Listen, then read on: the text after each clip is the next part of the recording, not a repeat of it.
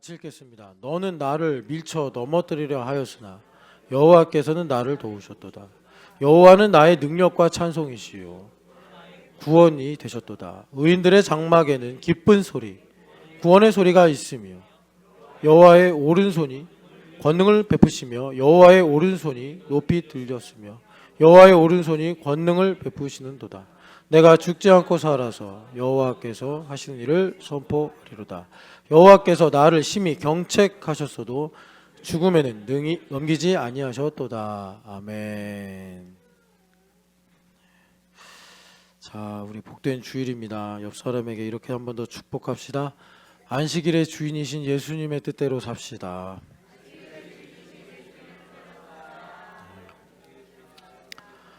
예전에 우리가 교회됨 40일 할 때 주와 종의 관계를 정의하면서 첫 번째가 주인에게는 종을 향한 뜻이 있다, 이렇게 시작을 했는데, 안식일의 주인이신 예수님께서 우리를 은혜로 종 되게 하셨잖아요. 그래서 우리를 향한 뜻이 있습니다. 뜻이 있으세요? 그 뜻을 우리가 붙잡고 살아야, 오늘 우리가 주일인데 예배하잖아요. 영어로 보면 썬데이라고 하는데, 그러니까 일주일의 첫 번째 날이란 말이에요. 하나님께서 안식일을 주셨을 때 일주일의 마지막 토요일을 안식일로 주셨는데, 예수님께서 안식을 완성하셔가지고 우리가 그 완성하신 부활하신 안식 후 첫날 주일을 이렇게 모여서 시간의 11조로 주일 성수를 한단 말입니다. 그건 무슨 말이냐? 예수님 나의 주인이십니다. 그런데 예수님께서 자기를 주인이라고 가리키실 때 특정하신 표현이 안식일의 주인이다 그러셨단 말이에요. 그러니까 우리를 안식하게 하시는 주인이신데, 우리가 안식하려면 주인의 뜻이 무엇인지 알아야 하더라라는 것입니다. 그러니까 정리하면 우리가 이렇게 주일에 모여서 예배하는데, 모이는 곳에는 거룩이 민감해지고 거룩이 극대화되잖아요.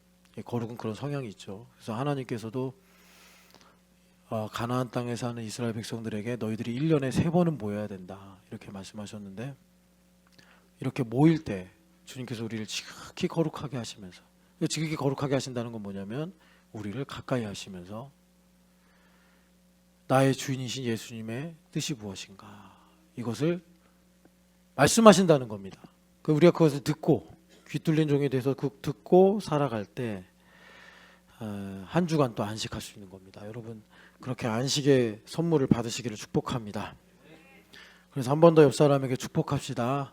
안식일의 주인이신 주님의 뜻이 무엇인지 듣고 깨닫는 하루 되시기를 축복합니다. 주인이신 주님의 뜻이 무엇인지 듣고 깨닫기를 축복합니다. 그래요. 지금 가끔씩 졸업식 하면 되게 막히고, 근데 졸업식은 보통 토요일 날 하더라고요. 오늘 수시 이런 게 있어가지고 도로가 체증이 심했죠. 그래서 많은 학생들이 지금 시험 보고 있는데, 오늘 우리 교회 방문하신 분이 계십니다. 우리 어머님이신 것 같아요. 따님이 여기서 시험을 보고 있느라 함께 여기서 주일 예배를 하게 되셨습니다. 따님이 시험 잘 보고 이번에 바라는 과와 학교에 합격해서 기쁨이 있으시기를 축복합니다. 제가 보는 쪽에 오른쪽 끝에 앉아 계신데 누구신가 생각하실 때 수험생의 어머님이시구나. 여러분, 대표로 오신 줄 믿습니다. 그래서 우리 이대에서 시험 보는 아이들 오늘 마음의 평안이 있도록 좋은 컨디션으로 시험 볼 수 있도록 여러분 축복해 주시면 좋겠습니다. 자, 우리가 지난주에도 추수감사주일이라 시편 118편을 쭉 봤는데 뭘 가지고 감사하느냐 봤더니 2절부터 4절까지 하나님의 인자하심을 가지고 감사하는구나, 이걸 알 수 있습니다. 이 인자하심이 이제 히브리어로 헤세드다. 그래서 오늘 키워드가 헤세드입니다. 제목은 위닝 스피릿인데, 이 헤세드라는 단어가 이것이 크고 또 깊어서 그냥 우리가 개인적으로 느끼는 바를 따라 생각하기가 쉬운데, 이 헤세드가 오늘 여기 설교 제목처럼 승리와 아주 밀접한 관련이 있습니다. 그러니까 이 승리라는 개념이 없으면 헤세드를 그러니까 코에 걸면 코걸이, 귀에 걸면 귀걸이 이렇게 생각하기가 쉬워요. 헤세드는 신약 성경에 오면 이제 하나님의 사랑이다라고 말씀하는데 사랑이란 말도 이제 우리끼리 쓰면서 많이 오염이 됐죠. 내가 좋은 게 사랑이다 대부분 그렇게 생각하는데 그런데 충격적인 말씀이 요한일서 4장 8절 하나님이 사랑이시라 이렇게 말씀하십니다. 하나님이 사랑이시다. 그래서 여러분 사랑이 늘 그런 건 아닌데 사랑이 때로는 매우 고통으로 올 수도 있습니다. 왜냐하면 하나님께서 우리에게 그 사랑을 나타내신 바가 십자가이기 때문에 우리가 그 사랑을 알고 깨달을 때 그 십자가의 고통으로 올 수 있어요. 이 사랑이 고통스러워서가 아니라 죄 때문에 그렇습니다. 죄 때문에. 그러니까 죄라는 것이 우리가 늘 자주 말하지만 본질이 뭐냐, 내 거라고 주장하는 것 혹은 내 힘으로 사는 것이 죄다. 그래서 십자가의 능력이 뭐냐면 내 거라고 주장하고 내 힘으로 사는 것을 멈추는 게 십자가의 능력이에요. 그걸 뭐라 그러죠? 십자가에 연합하여 예수님과 함께 죽었다 이겁니다. 그러니까 물리적으로도 우리가 죽으면 내 거다라고 하는 게 끝나요.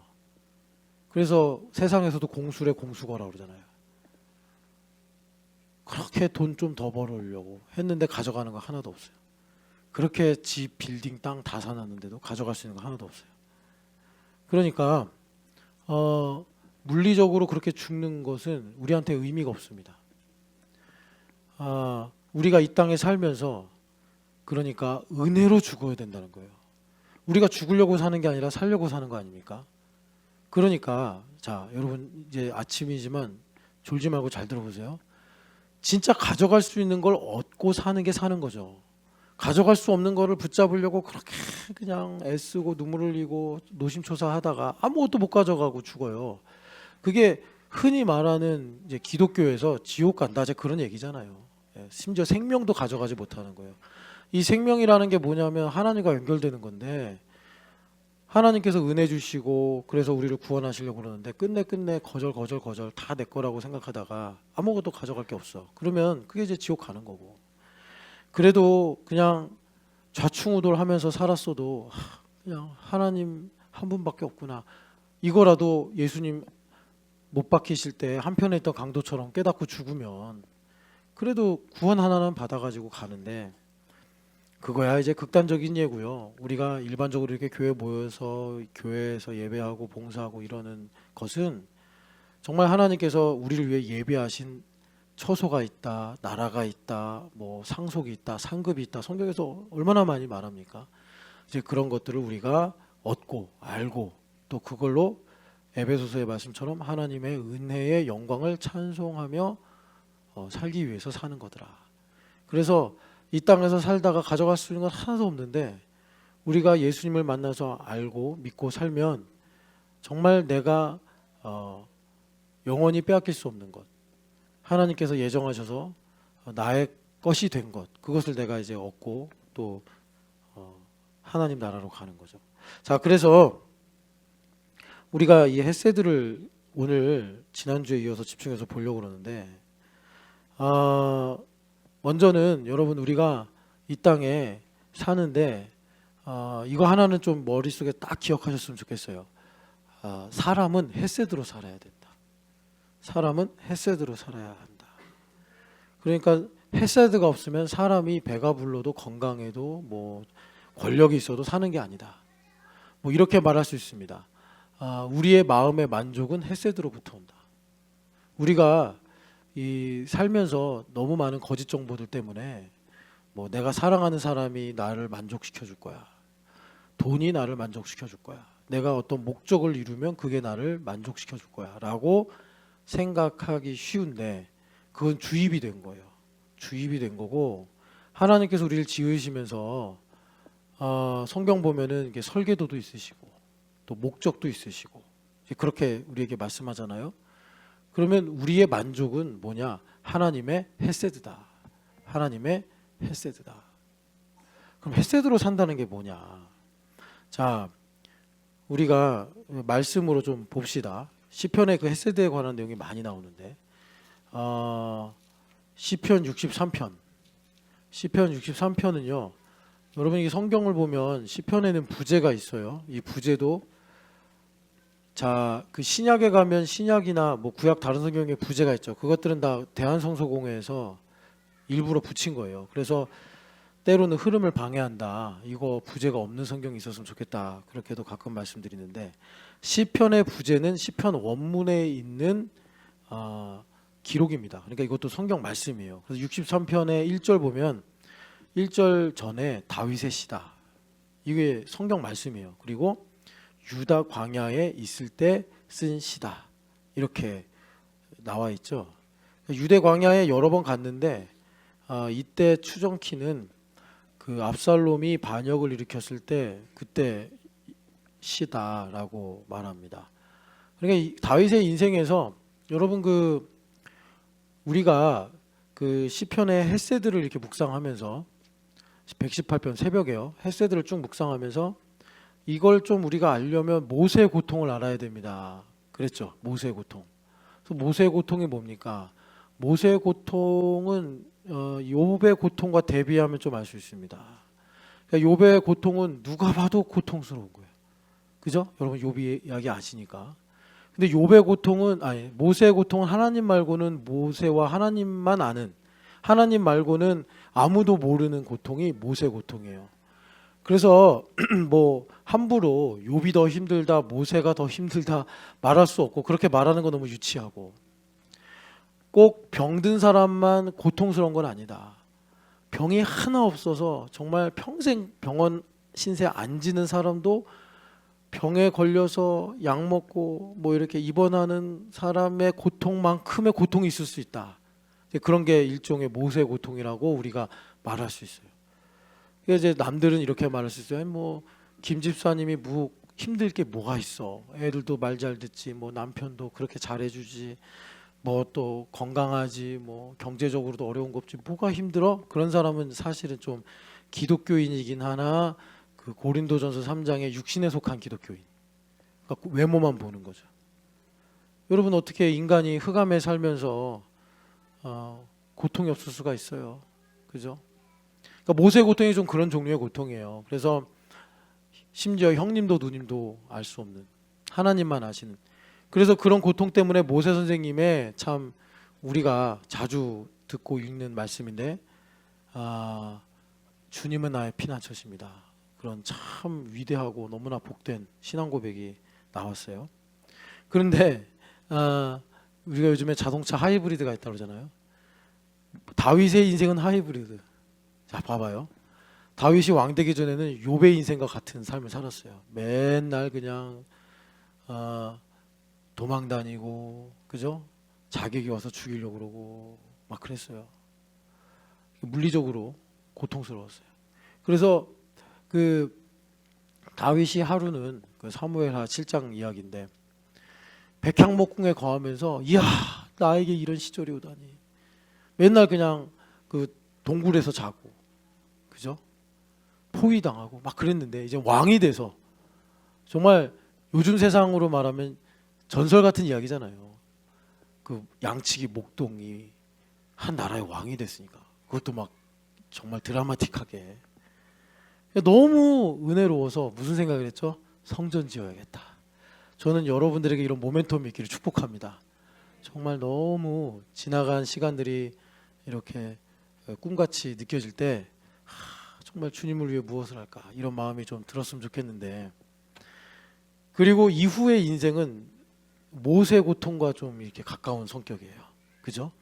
왕이 돼가지고 뭐 정말 무소불위의 권력, 그리고 워낙 또 이렇게 살아온 이야기가 드라마틱하기 때문에 정말 부족함이 없는 인생인데, 그런데 오늘 여기 시에 나오는 것처럼 아들이 반역을 일으켜서 아들이 자기를 죽이려고 그러고 형제들끼리 또 죽이고 그 자녀들끼리. 그러니 참 이거는 다윗의 마음밖에 없어요. 그래서 다윗밖에 몰라요 이 고통. 그래서 다윗이 압살롬이 죽을 때 압살롬아 내가 죽을 걸 했더니 그 충성스러운 부하예요 요압. 그 광야 시절부터 같이 생사고락을 함께한 친구 같은 장군인데 다른 길을 갔죠. 예, 요압이 그러잖아요. 여기서 당신이 그렇게 하는 거를 멈추지 않으면 압살롬이 당신을 괴롭힌 것보다 더 고통스러운 일이 생길 거라고 해서 그냥 다윗이 마음대로 울지도 못하고 마음을 덮어버리고 그 이제 백성들을 치하하는 그런 장면이 나오죠. 이 다윗이 참 그런 인생의 시기를 지날 때 쓴 시가 63편인데 여러분 꼭 기억하세요. 이번에도 우리 아이들하고 주말 캠프 가서 일부러 캄캄할 때 걸었어요. 워낙 우리 애들은 도시에 살면서 밤이 밤인지 낮이 낮인지 모르고 살아요. 그래서 우리 아이들이 이런 개념이 없으면 밤에 신나게 뭐 하다가 낮에는 예원아 졸린 거야. 낮에는 졸면 안 되는데 밤에 쌩쌩해. 밤에. 그래가지고 사실 여러분 조금 이따 보겠지만 헤세드는요 언제 우리가 배우냐면 하나님은 천지를 만드신 분이잖아요. 그러니까 천지를 통해서 가르쳐 주신다니까요. 이번에 우리가 니코 비전 트립 다녀왔는데 그 컨셉이 뭐였냐면 천지를 통해서 자연을 통해서 하나님께서 일본인들을 어떻게 사랑하시는지를 우리 마음에 담아보자라는 건데 예, 천지를 통해서 하나님께서 말씀하신단 말이에요. 그러니까 무슨 말이냐면 하나님께서 여기 이제 시편에 보면 모든 분들이 그래요. 아침에 주의 인자하심을 맛봅니다. 그러니까 아침에 자버리면 평생 유대 광야에 살면서도 하나님의 헤세드를 몰라요. 야 힘들다. 내 인생은 왜 이렇게 불행하냐 이러고 산단 말이에요.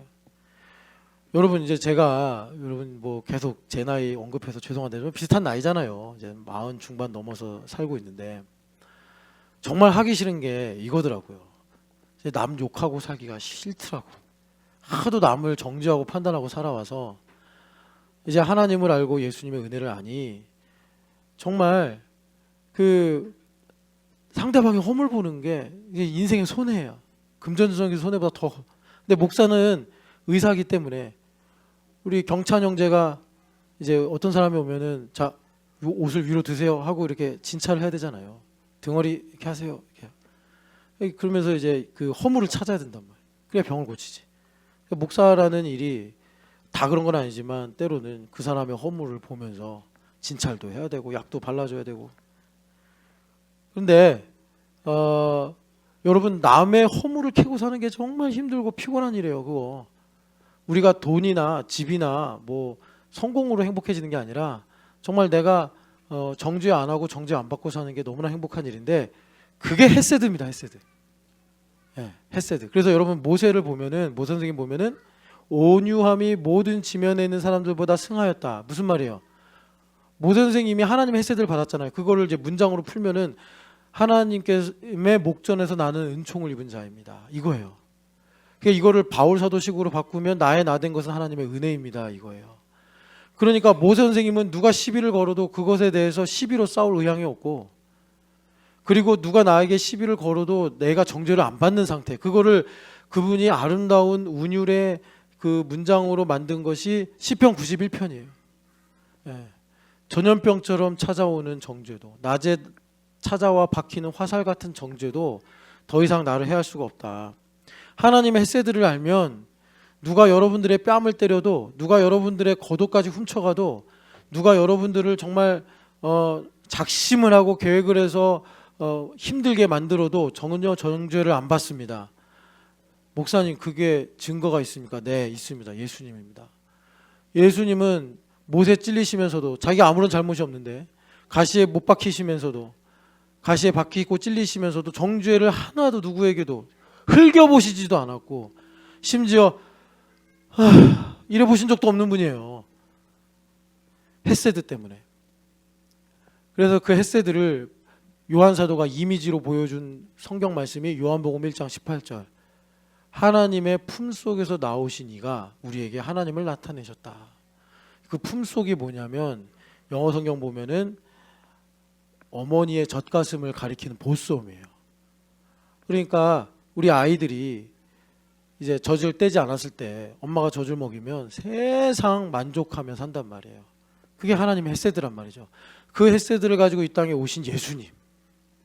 그래서 참 여러분 죄송한데 저는 예수님이랑 같이 다니면서 속 터질 때가 좀 많아요. 언제냐? 그래서 제가 첫째 아들 이야기를 읽으면서 맨날 회개하는 거예요. 첫째 아들이 그랬잖아요. 하나님, 창녀와 함께 가산을 탕진한 저 인간에게 왜 옷을 입혀주고 가락지를 껴줍니까? 저는 여러 해 동안 아버지의 명을 어기면서 산 적이 한 번도 없거늘 나에게 염소새끼 한 마리라도 주어서 친구랑 뭐 생일잔치라도 하게 하신 적이 있습니까? 그 말을 제가 많이 해요. 하나님, 저 지각쟁이를 언제까지 놔둘 겁니까? 찬송님도 하면서 만복에 저 지각쟁이를 언제까지 하나님 놔두실 겁니까?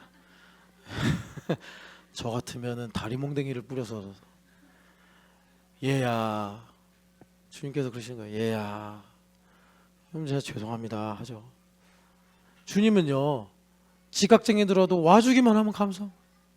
예? 우리 뱅가드 리더 우리 전주님 와주기만 해도 반가. 얘야, 왔지 않냐? 저 물레동에서부터 왔지 않냐? 한강을 건너서 왔지 않냐? 죄송합니다, 주님. 그러니까 여러분, 주님은 이렇게 우리를 늘 헤세드로 대해 주십니다. 헤세드로.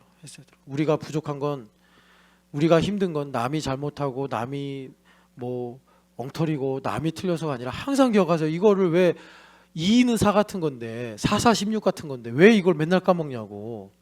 내 안에 있는 나의 하나님의 헤세드의 가난함이, 하나님의 헤세드로 가난하고 찢어진 내가, 가난해서 찢어지도록 가난하다 그러잖아요. 찢어지고 구멍난 내가 어려움을 겪는 건데 왜 4416인데 447 이루고 있냐고. 왜 남의 코를 비틀고 있고 왜 남의 귀를 귀틀고 있냐고.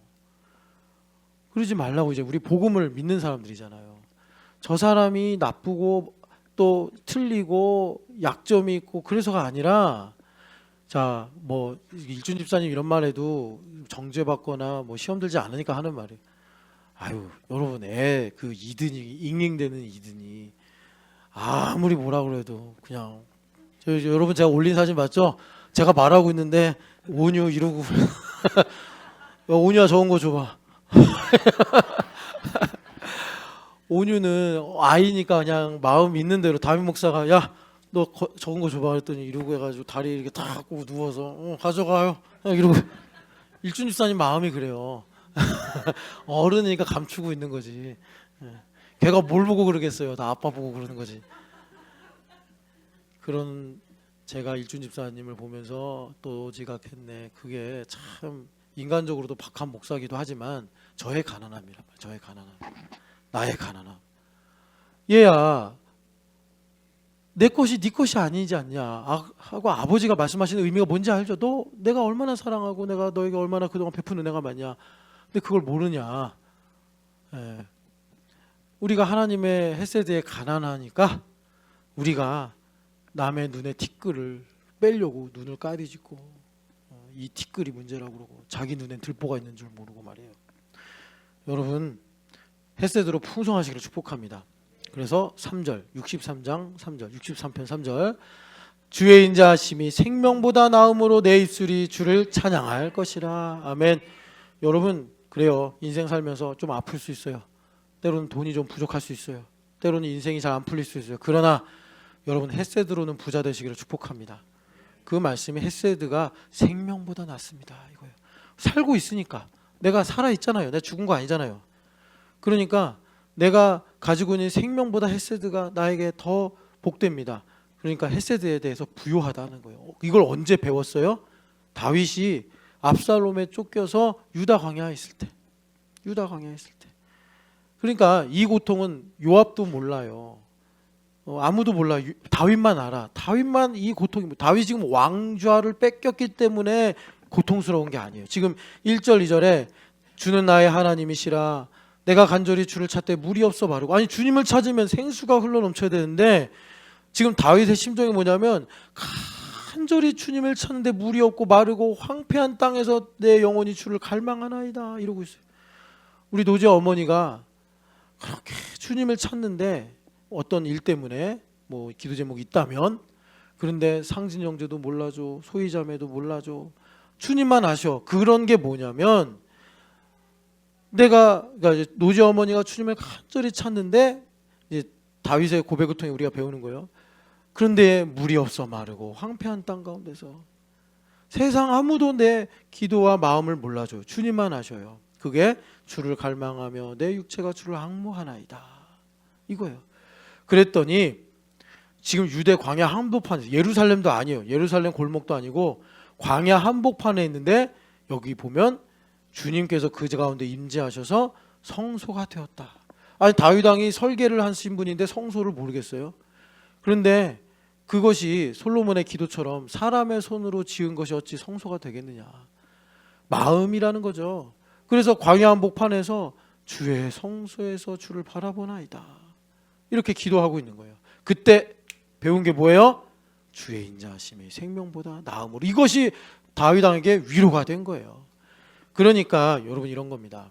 그때 시므이라는 사람이 다윗을 향해 뭐라고 그래요? 비루한 자여, 비루한 자여, 가거라 그러면서 막 모독하잖아요. 사울 집안의 어떤 사람인데, 그랬더니 그때 충성스러운 부하 아비새가 칼을 뽑아가지고 저 개 같은 자를, 성경에 개 같은 자로 나오잖아요. 개 같은 자를 당장 목을 베겠습니다. 그랬더니 다윗 왕이 이 인자하심 때문에 이런 말을 하죠. 그 요압의 어머니 이름 기억이 안 나네. 하여튼 그의 아들들아, 너희가 나와 무슨 상관이 있느냐. 하나님께서 나를 기억하시면 다시 돌아올 것이고, 하나님께서 여기까지다 할 거면 내가 이대로 갈 거 아니겠냐. 나는 주님께 모든 걸 맡기겠다. 그것이 인자하심이 부요한 거예요. 그럴 때 하나님께서, 여러분, 그러면 하나님께서 그냥 그래 너 이제 나쁜 짓 많이 했으니까 너 가, 이렇게 하시는 게 아니라 다시 불러주시더라. 여러분이 인자하심으로 부요해지시기를 축복합니다. 여러분들에게 인자하심이 생명보다 나음으로. 자, 59편, 여호나 59편 찾아봐라. 59편 16절, 59편 16절 같이 읽겠습니다. 나는 주의 힘을 노래하며 아침에 주의 인자하심을 높이 부르리니 주는 나의 요새이시며 나의 환난 날의 피난처이심이니이다. 아멘. 그래서 여러분 그 안식일의 시 있잖아요. 시편 92편. 거기 보면은 안식이란 뭐냐? 아침에는 주의 인자하심을, 밤에는 주의 성실하심을 찬양하는 게 안식이다 그래요. 그러니까 여러분 우리가 햇셋을 언제 받아요? 아침에 받아요. 아침에 자면 그날 햇셋 없어요. 예. 아무리 낮에 뭐 금식을 해도 그날 햇셋 없어요. 이렇게 말해야지 알아듣지. 낮에도 햇셋가 있습니다. 물론 하나님은 아까 우리 시편 118편 1절에서 본 것처럼 영원한 햇셋으로 우리를 대하시기 때문에 언제나 햇셋이시죠. 그런데 여러분 우리 하나님은 아침에 이 햇셋을 주기를 기뻐하신다. 아침이 나에게 주의 햇셋을 알려주신다라는 것입니다. 우리 한 번 더 이 햇세드의 부요함을 사모하면서 시편 92편 읽겠습니다. 시편 92편 1절부터 3절. 이 안식일의 시인데 너무나 복된 시예요. 같이 1절부터 3절 읽겠습니다. 지존자여 시편금과 비파와 수금으로 여호와께 감사하며 주의 이름을 찬양하고 아침마다 주의 인자하심을 알리며 밤마다 주의 성실하심을 베풀미 좋으나이다. 아멘. 우리 아이들이 이번에 밤에 이렇게 트레킹을 했어요. 그 양구 쪽에서 어떤 아이가 이제 그 갔다 온 소감을 썼는데 이런 말을 했어요. 밤의 아름다움을 알게 됐습니다. 그런 거예요. 밤에 가장 아름다운 건 별도 아름답고 달도 아름답고 물소리도 아름답겠지만 하나님의 성실하심이 아름다운 거예요. 밤의 아름다움을 모르는 사람이 주의 성실하심이 베풀미 좋으나이다 이 말씀 어떻게 알겠어요? 밤에 전기불 켜놓고 뭐 오락이나 하고 게임이나 하고 그런 아이들이 주의 성실하시면 어떻게 알겠어요? 그런데 랜턴도 끄고 조용한 가운데 찬양하고 그러면서 하나님께서 밤을 어떻게 지으셨는가를 아이들이 보고 듣고 깨달을 때 어느 날 그들의 인생 속에서 아득한 순간이 오면 주의 성실하심을 베풀미 좋으나이다 찬양하고 깨달을 수 있겠죠. 반대로 아침에는 주님 뭘 알려주신대요? 주의 인자하심을 나에게 알려주신다. 여러분이 햇새들을 사모하시기를 축복합니다. 그래서 하나님은요, 여러분 우리에게 필요한 게 다 뭔지 아세요? 돈이 필요하거나 건강이 필요하거나 또 뭐 내 소원이 있거나 다 하시는데 그런 건 사실 여러분 있다가 없어지고 또 예수님 말씀에 의하면 너무 많아서 넘치면 썩어버린다고도 하시고 하나님께서 우리에게 정말 제한 없이 주기 원하시는 게 있어요. 저는요, 여러분들이 이거를 충분히 가지면 뭐 말하자면 내가 돈을 많이 갖고 성공을 많이 해도 문제가 안 생겨요. 왜? 하나님 거라는 믿음이 있기 때문에. 그런데 아굴의 기도처럼 내가 가진 헤세드는 10밖에 안 되는데 내가 뭐 하나님의 영광이라는 그런 이제 명분을 걸고서 하나님 다 뭐 물질을 주세요. 그래서 물질이 헤세드보다 많이 뭐 30, 50 이렇게 있다고 합시다. 그럼 반드시 타락해요. 썩게 돼 있어요. 하나님의 자녀에게는. 자, 그래서 우리가 헤세드로 풍성해지는 게 좋은데 하나님은 날마다 우리에게 헤세드를 주길 원하세요. 어떻게든 헤세드를 주길 원하신다는 것. 그래서 여러분 제가 나중에 좀 더 설명해 드렸지만 헤세드가 뭐라고요? 그냥 하나님 자신이라고. 하나님 인격적이신 분이니까 하나님 안에 깊은 것이 있단 말이에요. 그 깊은 것을 우리에게 마치 하나님의 내장을, 하나님의 이게 이런 비유죠. 하나님 뭐 우리처럼 내장이 있으신 분이 아니지만 하나님의 콩팥을, 하나님의 심장을, 하나님의 간을 떼어주시는 게 헤세드를 우리에게 주시는 거예요. 우리 인간끼리도 말할 때 야 간을 빼주면 어떡하냐 뭐 이런 말도 하잖아요. 내 심장을 빼준다 이러잖아요. 그러니까 여러분 하나님께서 헤세드를 주기 원하시는 마음이 어떤 건지 아시죠? 그래서 아침마다 주기 원하신다니까 아침마다. 그래서 얼마나 하나님께서 헤세드를 주기 원하시느냐. 자, 신명기를 가보세요. 우리가 교회 다니잖아요. 교회 다니는 건 가나안 생활하는 건데 가나안에서 하나님께서 왜 그렇게 포도원을 주시고 감람원을 주시고 왜 그러냐면 헤세드 주시려고. 헤세드를 어떻게 주시느냐. 자, 우리가 17절부터 19절까지 읽겠습니다. 너희의 하나님 여호와는 신 가운데 신이시며. 자, 신명기 10장 17절에서 19절입니다. 너희의 하나님 여호와는 신 가운데 신이시며 주 가운데 주시오. 크고 능하시며 두려우신 하나님이시라. 사람을 외모로 보지 아니하시며 뇌물을 받지 아니하시고 고아와 과부를 위하여 정의를 행하시며 나그네를 사랑하여 그에게 떡과 옷을 주시나니 너희는 나그네를 사랑하라. 전에 너희도 애굽 땅에서 나그네 되었음이라. 아멘. 자, 여러분 꼭 기억하세요. 예수님께 어떤 서기관이 물었어요. 율법의 대강령이 무엇입니까? 그랬더니 뭐라고 써있냐 성경에. 그 성경 말씀을 인용하시면서 하나님을 마음과 뜻과 힘을 다하여 사랑하라. 그리고 둘째도 그와 같으니. 그러니까 그 말은 뭐냐면 첫째와 둘째가 하나다. 이웃을 내 몸과 같이 사랑하라 이렇게 말씀하셨어요. 그러니까 여기 보면 하나님께서 나그네를 사랑하라 19절에 말씀하세요. 하나님의 헤세드가 임하는 것이 우리가 하나님을 사랑하는 거예요. 사랑은 일방이 아니라 양방이에요. 하나님 우리를 사랑하시면 나도 하나님을 사랑하게 돼 있어요. 그런데 하나님께서 하나님의 사랑, 헤세드를 부어주시려면 법적인 근거가 있어야 된다고. 우리가 흑암에 살고 있기 때문에 에덴에서처럼 그냥 하나님께서 자연스럽게 흘려주실 수가 없고 조건이 충족이 돼야 되는데 그게 뭐냐면 내가 헤세드를 베풀면서 살아야 돼요. 그래서 하나님께서 우리에게 헤세드를 주시려고, 우리 전보미 집사님한테 헤세드를 주시려고 어떻게 하는 거예요? 너가 헤세드를 베풀어야 돼. 땅에서 메고 풀어야지 하늘에서 메이고 풀리는 거야. 전보미 너가 헤세드를 베풀어야 하나님께서 너에게 하늘에서 헤세드를 주실 수가 있어. 그러니까 너가 헤세드를 베풀고 살라는 게 뭐죠? 나그네를 대접하라는 거예요. 나그네를 대접하라. 나그네를 사랑하라. 나그네를 사랑하라. 여러분 그 사사기 보면은 그 레위인과 첩의 사건 나오잖아요. 그때 이 레위인이 여러분 그 사사기는 참 현실을 우리가 사는 데 있어서 참 중요한 말씀이에요. 여원아 그 너 3번 이름 불렀어. 목사님 보면서 들어. 유아 봐봐. 너는 나를 계속 봐야지. 유아 계속 나 보잖아. 너도 나를 봐야지. 그러니까 잘 보고 들으세요. 네. 자 헤세드 그 레위인이 장인의 집에서 떠나가지고 길을 가는데 이 사람이 에브라임 산지에 사는 사람이에요. 그러니까 북쪽에 사는 사람이에요.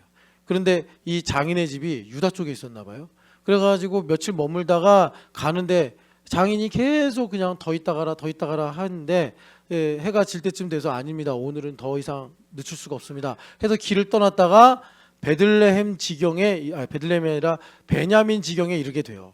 근데 그때 사사기 초창기라 예루살렘을 예루살렘이라고 안 부르고 여부스라고 부를 때예요. 그 말은 무슨 말이냐면 가나안 사람들이 쫓겨나지 않고 예루살렘에 살고 있었던 때다. 이제 그걸 의미해요. 그러니까 사사기 초창기예요. 그때 레위인이 그 종하고 같이 가는데 이 종이 그러는 거예요. 그 여부스가 가까우니까 여부스로 들어갑시다.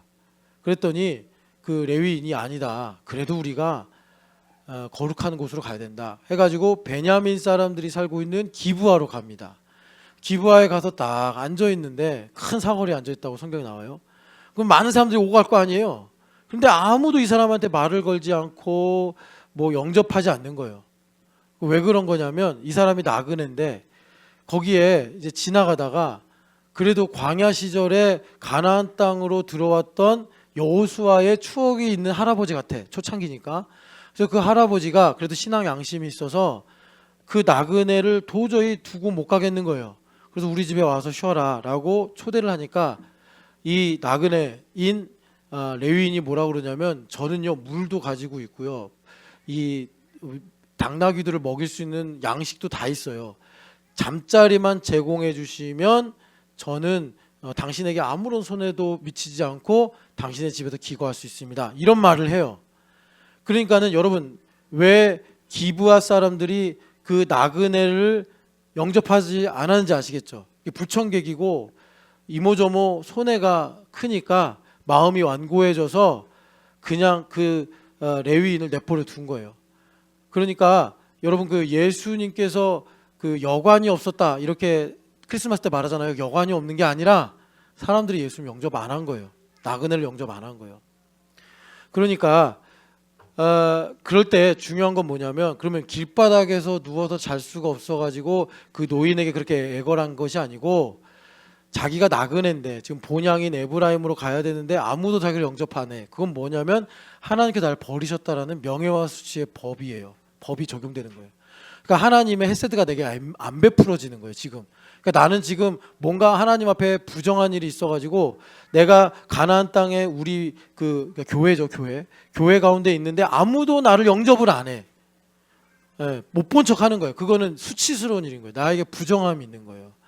그런데 그렇게 또 노인은 하나님 말씀 배우면서 그렇게 하면 안 된다고 배웠잖아요. 여기 말씀대로 여호수아 장군이 가르치고 모세 할아버지가 가르쳐 주셨으니까 저 사람은 수치 가운데 두면 안 되는 거라.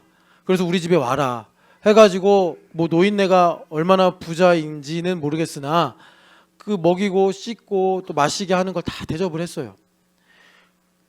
그런 배경을 가지고 나그네를 사랑하라라는 말씀을 여러분 보셔야 된다고. 그래서 여러분 이 명예와 수치라는 법이 율법에는 여러 케이스 바이 케이스로 기록이 되어 있는데 내가 나에게 하나님께서 만나게 하신 나그네를 영접하는 것은 하나님의 명예를 높이는 일이에요. 하나님의 이름을 높이는 일이라고. 내가 그냥 뭐 복지적인 차원에서 구제하는 것이 아니라 내가 하나님의 명예를 이 땅에서 거룩하고 명예롭게 하는 일이란 말이에요. 자, 그러면 전보미 집사님의 나그네는 누구겠어요? 1번이 김진춘이에요. 그러면 김진춘을 길바닥에 재워두면 되겠어, 안 되겠어? 안 되는 거예요. 김진춘 목사님을 영접해요. 그러면 어떻게 되는 거예요? 우리 전보미 집사님한테 하나님께서 헤세드를 부어주시는 거예요. 헤세드를 부어주셔서 하나님께서 우리로 자 어떻게 하시느냐. 1번. 자, 이게 1번, 2번, 3번이 아니라 사실 이제 우리가 새벽에 들었던 말씀을 정리하는 건데 헤세드가 뭐라고요? 자, 헤세드가 왜 이렇게 중요하냐? 이번에 사경영하고도 연결되는데 5절에 보면은 여호와께서 응답하시고 나를 넓은 곳에 세우셨도다. 이 넓은 곳이 뭐라고요? 이삭이 말한 르호봇. 하나님께서 내게 땅을 주신다고. 여기 서유란 집사님이 이대에서 이렇게 하면서 그 상담으로 살잖아요. 상담자로. 그게 서유란 집사님의 땅이에요. 땅. 그 땅에서 하나님의 아름다우심을 보며 하나님의 영화로우심을 찬양하며 사는 것이 우리 인생의 목적인데 하나님께서 그렇게 우리에게 땅을 주신다고. 뭐로 인해요? 헤세드로 인하여. 헤세드로 인하여. 그래서 헤세드가 뭐냐? 여기 세 가지로 구체적으로 말하는데 헤세드는요 영원한 거니까 여러분 우주도 우리가 한 시야로 담을 수가 없는데 어떻게 헤세드를 우리가 한 마디로 다 표현할 수 있겠어요? 여기 보면은 자 전보미 집사님에게 하나님께서 헤세드를 충만하게 부어주셔. 그럴 때 어떻게 돼? 여호와는 내 편이시라. 1번 여호와는 내 편이시라. 아 하나님은 나의 편이시구나. 그러니까 우리가요 어렵고 힘든 일이 오면은 의심이 생기고 걱정하잖아요. 왜 그런 거라고요? 하나님은 내 편이 아닌가 보다. 안부라잔이 랩에 있는데 안부라잔의 시니어 선배가 있대요. 선배 박사님이 있는데 선배 박사님이 안부라잔 괴롭힌대. 내가 물어보니까 막 일러 바치더라고. 또 그 시니어가 나를 힘들게 해요. 그럴 때 안부라잔이 스트레스 받고 힘든 거는 그런 어려운 문제가 와서 안부라잔이 아직도 여호와는 내 편이시라가 아니라 하나님은 나를 사랑하지 않으시는 분이다. 그래서 모으지 않은 데서 해치시는 분이고 뿌리지 않은 데서 심지 않은 데서 거두시는 분이다. 이런 심보가 있다니까. 그걸 드러내게 하려고 그 시니어 닥터가 안부라잔을 막 괴롭히는 거예요. 그럴 때 안부라잔이 스트레스를 안 받는 건 뭐죠? 아무리 저 선배가 나를 괴롭혀도 하나님은 내 편이시라. 니베타가 아무리 안부라잔을 괴롭혀도 안부라잔이 니베타 예쁘다. 정말 난 최고의 아내랑 살고 있다. 그건 뭐예요? 헤세드가 충만해서 여호와는 내 편이시라. 예. 그러면 어떻게 되겠어요? 안부라잔 편이 하나님이신데 니베타가 안부라잔을 괴롭히면 누가 혼내겠어요? 하나님이 니베타를 혼내는 거예요. 그게 훨씬 좋죠. 그래서 안부라잔 그게 훨씬 좋은 거라고. 내가 혼내면은 니베타가 말 듣겠어요? 니베타가 얼마나 영리한데 하나님이 니베타를 혼내야지 니베타가 안부라잔의 편이 하나님이시구나 이러죠. 그러니까 헤세드가 충만해지면 여호와는 내 편이시라. 그러면요 5달란트를 남긴다니까요. 그게 하늘의 상속자예요. 유아야 5달란트를 남기는 게 뭐냐면 너가 기말고사인데 막 공부를 하고 싶은 마음이 막 생기고 그리고 국어를 어떻게 하면 공부할지 새로운 방법들이 막 깨달아지는 거야. 그게 5달란트를 남기는 건데 그게 뭐냐면 하나님의 헤세드가 나에게 부어지는 거야. 그럼 어떻게 해야 되겠어? 너희 부모님께 헤세드를 베풀고 차년이한테 헤세드를 베풀고 유아한테 헤세드를 베풀고 또 친구들한테 헤세드를 베풀고 이렇게 사는 거예요. 알겠어요? 네. 그래서 여러분 우리가 교회가 되어 살잖아요. 교회가 되어 산다는 건 뭐냐면 내 교우들은 다 나그네예요. 다 나그네예요. 그래서 어제는 신영기 집사님이 나의 나그네가 될 수 있고 내일은 강성모 집사님이 나의 나그네가 될 수 있고 그렇게 사는 거예요. 지금 강성모 집사님 또 독감 걸려가지고 뭐 병원 간다고 문자 왔더라고요. 그럼 그 강성모 집사님을 나그네로 대접하는 거예요. 축복해주고 또 기도해주고 위로해주고. 여러분 이렇게 교회 안에서 나그네를 사랑하시는 은혜가 연결되시기를 축복합니다. 그래서 헤세드가 나에게 쫙 부어지면은 자, 두 번째 신앙 고백 뭐죠? 여호와께 피하는 것이 사람을 신뢰하는 것보다 나으며 하나님은 나의 피난처시구나. 여러분 정말 이 세상은 험하고 메마른 곳이잖아요. 아까 전에 다윗 왕이 말한 것처럼 물이 없고 황량하고 메마른 곳이 세상이잖아요. 흑암이잖아요. 여러분 하나님을 나의 피난처로 삼으시기를 축복합니다. 하나님 나의 피난처가 되시면 예수님처럼 살 수 있어요. 사랑하는 사람이 나를 배반해도 그 사람을 사랑할 수 있는 지혜와 용기가 나에게 있을 수 있습니다. 하나님을 피난처로 삼으시기를 축복합니다. 그리고 세 번째로는 여호와의 이름인데 참 이 부분을 이제 새벽이 금요일이 다 돼가지고 저 더 말씀 못 드렸는데 이 부분만 말씀드릴게요. 여호와의 이름이 뭐냐? 여러분 하나님을 그 성경에 보면 하나님이라고 이제 말하잖아요. 하나님. 이거는요 그 히브리어로 엘로힘을 우리 나라의 문화에 맞게 번역한 거예요. 그래서 영어로는 갓이라고 해요. 갓. 그러니까 일반적인 이름이죠. 일반적으로 신 하면 이제 보통 명사잖아요. 그죠? 누구나 신을 다 뭐 영어에서는 갓, 뭐 또 히브리 유대인들은 엘로힘, 그 이슬람 사람들은 알라라고 그러죠. 알라. 다 같은 어원에서 나온 건데 우리는 전통적으로 하늘님 그리고 한울림 뭐 이런 개념이 있었단 말이에요. 그래서 선교사님들이 하나님으로 하자. 하늘과 한이라는 큰 이게 큰 뜻이 큰이라는 뜻이거든요. 큰. 그래서 이걸 합쳐서 하나님이라고 하자. 그래서 우리 나라는 이 하나님이라는 보통 명사이면서 고유한 이름이 만들어졌어요. 일본은 이걸 카미사마라고 하거든요. 근데 고유 명사가 아니에요. 신토도 카미사마, 불교도 카미사마. 그래서 정말 보통 명사가 돼버려가지고 일본에는 하나님의 거룩하심이, 그러니까 하나님의 이름을 거룩히 여김이 잘 안 돼요. 그래서 우리가 이제 하나님의 이름을 거룩하게 하자 이런 일들을 일본 선교에서 기도하고 있는데 그런데 또 성경에 보면은 두 번째 이름이 있죠. 여호와라는 이름. 이 여호와라는 이름은 여러분 시간 때문에 찾지는 않겠는데 출애굽기 3장 14절에 모세 선생님이 하나님께서 모세를 이제 이스라엘이 있는 애굽으로 돌아가라 했을 때 모세 선생님이 되게 기특한 기도를 해요. 내가 갔는데 그들이 나에게 왜 왔냐고 하면은 나를 보내신 분의 이름을 뭐라고 해야 되겠습니까? 이거 되게 지혜롭고 믿음 좋은 질문이에요. 보통 뭐 모세의 입장이면은 뭐 군대를 주세요, 돈을 주세요, 뭐 능력을 주세요 그러겠는데 모세는 하나님의 이름을 부른 거예요. 그러니까 미디안 광야 40년이 허망한 시간이 아닌 거예요. 그래서 하나님께서 뭐라고 그러셨냐? 출애굽기 3장 14절에 스스로 있는 자니라 라고 말씀하셨어요. 여기서 기원한 이름이 여호와예요. 그래서 출애굽기에 하나님이라고도 말하고 여호와라고도 말하는 거예요. 여호와라는 말은 이 스스로 있는 자다라는 의미를 가지고 있다. 그래서 출애굽기 34장을 봐보세요. 그러면 이 이름이 우리에게 어떤 의미가 있는가? 출애굽기 34장.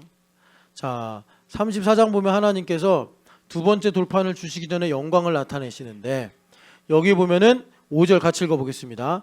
여호와께서 구름 가운데 강림하사 그와 함께 거기 서서 여호와의 이름을 선포하실세. 자, 여호와라는 이름을 선포하시는 거예요. 그러니까 우리가 스스로 있는 자다라고 하면은 뭐 스스로 계시나 보다 이렇게만 생각하지 그것이 나에게 어떤 의미와 어떤 능력을 갖고 있는지를 우리가 잘 모르니까 하나님께서 영광으로 여호와라는 이름을 이렇게 나타내시는데 그게 뭐냐? 6절 7절 읽어보겠습니다. 여호와께서 그의 앞으로 지나시며 선포하시되 여호와라 여호와라 자비롭고 은혜롭고 노하기를 더디하고 인자와 진실이 많은 하나님이라 인자를 천대까지 베풀며 악과 과실과 죄를 용서하리라. 그러나 벌을 먼지하지는 않냐고 아버지의 악행을 자손 3, 4대까지 보응하리라. 아멘. 자, 지금 이 6절 7절 말씀이 무슨 뜻이냐면 이거예요. 나의 인생에 있었던 모든 일은 하나님의 선하심이다 이거예요.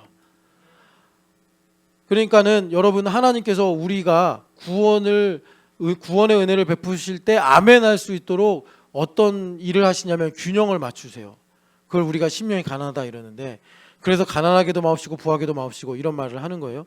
성경에서. 그러니까 하나님께서 우리 인생에 주시거나 가져가시거나 살리시거나 죽이시거나 영원아, 하나님께서 춥게도 하시고 덥게도 하시고 배고프게 하게도 하시고 배부르게도 하신단 말이야. 인생을 보면 그래. 그런데 그런 모든 일들을 지금 여호와라는 이름이 뭐를 우리에게 말해주냐면 그 모든 일이 예수 그리스도 안에서는 선하다라는 거예요. 선하다라는 거예요.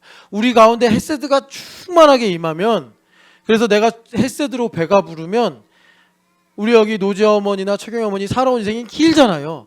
거기에는 많은 만남과 많은 이별과 많은 사연이 있잖아요. 많은 눈물이 있고 많은 기쁨이 있었을 거 아니겠습니까?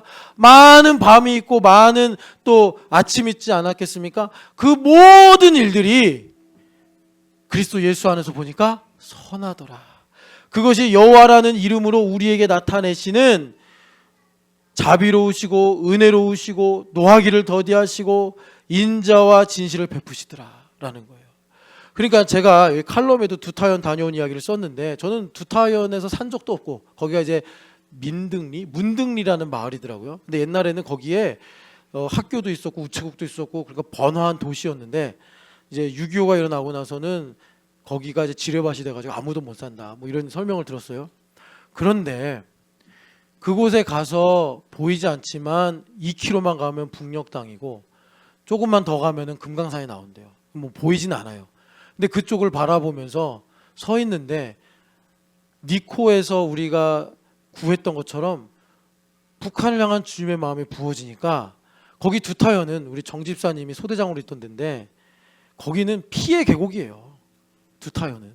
그러니까 여러분들 그 영화 고지전 보면은 하루에도 몇 번이나 그 고지를 올라갔다 내려갔다 하면서 얼마나 많은 젊은이들이 죽었어요.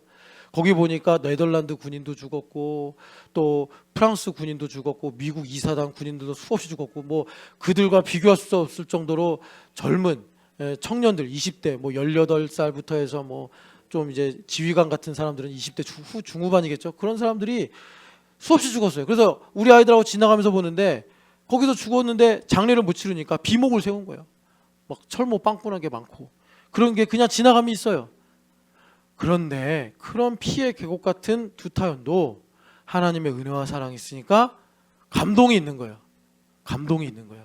우리 인생이 그런 거예요. 그리스도 예수 안에 있으니까 나의 인생에 어떻게 가볍게 아름답다, 뭐 행복하다라고 말할 수 있겠습니까? 그런데 그 모든 굴곡을 지나오면서 나의 사랑하시는 예수님을 뵈니까 내 인생이 두타연처럼 아름다운 거예요. 거기에 주님의 마음이 있었구나. 거기에 주님의 그리움과 주님의 소망과 주님의 꿈과 주님의 오래 참으심과 여기에 말씀하는 주님의 인자와 진실과 이런 노하기를 더디하심이 있었구나. 이런 것들을 우리가 발견하면서 참 주님 나의 인생을 보아하니 우리 하나님의 선하심은 영원하십니다. 하나님은 내 나에게 선하셨습니다. 우리가 고백하게 되더라라는 거예요. 뭐가요? 여호와라는 이름으로. 여호와라는 이름은 뭐냐면 내가 전지현을 구원하는데 전지현에게 공로가 있어서거나 전지현에게 어떤 가치가 있어서가 아니라 나의 영광을 위하여 나를 위하여 내가 전지현을 구원한다. 나는 스스로 있는 자니라. 그게 여호와라는 이름에 있는 의미예요. 그래서 우리에게 하나님께서 여호와라는 이름을 나타내신다. 이건 뭐냐면 김용호의 인생을 김용호를 위해서가 아니라 거룩하시고 영원하시고 아름다우신 하나님을 위해서 김용호를 하나님께서 태어나면서 지금까지 인도하셔 왔다라는 겁니다. 그것을 예수님이란 빛이 오셔서 우리에게 비추어 보게 하시니 하나님은 참 선하신 분이구나. 김용호 집사가 힘들 때나 어려울 때나 기쁠 때나 슬플 때나 그걸 주님께서 우리에게 헤세드로 가르쳐 주시더라라는 것입니다. 그래서 이제 마지막으로 정리를 하면 이렇습니다. 여러분 하나님 계시죠? 하나님 계십니다.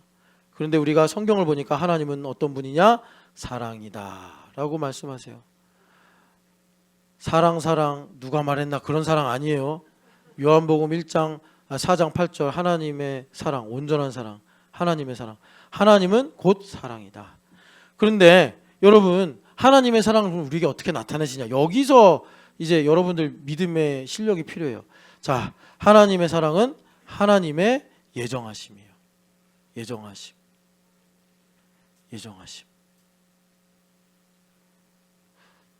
어제 정 집사님이 악몽을 꾸셨는지는 모르겠어요. 저는 한 4번 5번 꿨거든요. 진짜 실감나게 갑자기 영장이 나온 거예요. 다시 군대 갔다 온 게 취소됐다. 그래서 군대에서 제 어머니한테 전화까지 했어요. 나 제대한 것 같은데 왜 내가 이 나이에 다시 군대에 있냐. 나 좀 꺼내달라. 아직 1년 반이 남았다. 막 일병 달고 막 내가 이상한데 난 분명히 군대 갔다 온 것 같은데 막 그러면서 절망하는. 어제 정사님이 눈을 딱 깼는데 갑자기 그 GP에서 일어나가지고 내가 왜 여기 있지? 하면서 애들하고 막 구보하고 그런 건 악몽을 꿨을지 모르겠는데 저는 그래요. 여러분 우리 남자들 그 군대를 향해서 오줌도 안 넣는다잖아요. 그런데 어제 정 집사님한테 이런 은혜가 있었으면 좋았겠다 싶었어요. 뭐 적을 응징하고 막 그런 이제 살벌한 문구들을 보면서 자매들은 군대를 잘 모르잖아요. 그러니까 막사를 보면서 막 박윤희 집사님이 수용소 같아 막 그러고 좀 무시무시해요. 약간 싸늘하고. 근데 그런 데서 이제 청춘을 보냈단 말이에요. 진짜 저도 지금도 억울한 게 뭐 그렇다고 해서 원망하는 건 아닌데 그 아까운 2년 2개월을 군대에서 보냈다니 놀아도 신나게 놀 수 있는데 그 이제 분단의 아픔이죠. 근데 정 집사님도 그렇게 보냈단 말이에요. 하나님의 예정하심이 있었구나. 이걸 우리가 발견해야 돼. 그냥 내가 장교로 자원해서 뺑뺑이 돌려가지고 21사단 가가지고 거기서 그냥 산을 올라가리락 하면서 황금 같은 청춘을 보낸 게 아니라 하나님의 예정하심이 있어서 내가 거기서 그런 시간들을 보냈구나. 여러분 교회 다니면서 우리가 받아야 될 복이 뭐라고요? 신령한 복이다. 이 신령한 복은 뭐예요? 신령한 복은 하나님께 나의 인생에 이런 예정하심을 두셨구나. 이걸 깨닫는 거예요. 이걸 성령 하나님께서 우리에게 영혼의 등불로 오셔서 하나님의 깊은 것을 깨닫는다. 그런데 이 예정하심은 어떤 거래요? 창세 전에 하나님밖에 안 계실 때 스스로 계신 분이니까 하나님 외에 아무도 천사도 없을 때 하나님은 사랑이시라가 이런 거예요. 그때부터 우리는 하나님 안에 있었대요. 그래서 내가 어떻게 살지, 내가 어떻게 하나님을 찬양할지를 하나님 안에 내가 있었대. 그래서 하나님께서 나를 교회로 부르셔서 하나님의 심장을 꺼내주시고 하나님의 콩팥을 꺼내주시는 거예요. 그것이 뭐냐? 하나님 나를 예정하셔서 이렇게 인도하셨구나를 깨닫는 거예요. 그것이 하나님의 깊은 거예요. 이거는 눈으로도 귀로도 깨달을 수 없는데 오직 성령 하나님으로만 우리가 알 수가 있다. 그게 헤세드란 말이에요. 헤세드. 하나님께서 나에게 헤세드를 주시는 거예요. 그래서 우리로 하나님의 깊은 것을 깨닫고 살아갈 때 마침내 주님께서 어떻게 하신다고요? 우리를 은혜의 영광에 찬송이 되게 하신다. 우리를 하늘의 상속자가 되게 하셔서 아까 말씀에 5절 보니까 118편 5절 보니까 나를 넓은 곳에 세우십니다. 이 넓은 곳에 세우신다는 게 뭐라고요? 나에게 땅을 주시는 하나님이시다. 우리 인생에는 땅이 있어야 됩니다. 여러분 이 땅을 상속으로 누리시기를 축복합니다. 우리 같이 기도하겠습니다.